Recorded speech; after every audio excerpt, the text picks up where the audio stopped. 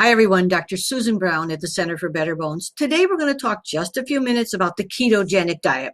These high-fat diets, which have been found to help with weight loss, but I have to report to you that these diets are not very favorable to bone. We've been saying this for some time. We know that in children and young people who have epilepsy, they use ketogenic diets, or people with epilepsy, and they've been shown to help the epilepsy, but to cause a significant amount of bone weakening.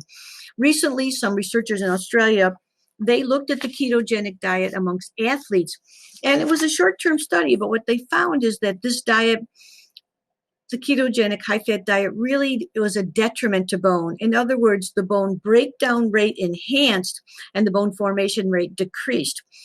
So it wasn't really a great benefit. And this was only short-term, but I suspect you're going to see the same thing in the long term.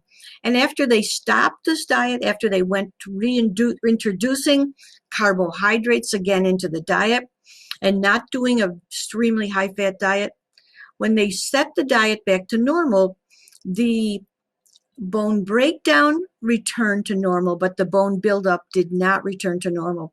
And so I don't know how long it would take to recover these limitations that was put on bone formation because of the ketogenic diet.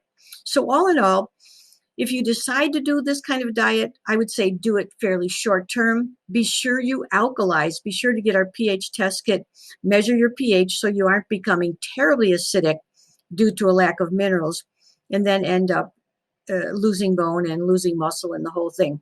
So as a whole, ketogenic diet's only very short term. I don't think they're beneficial to bone. Wish you well. We'll talk soon.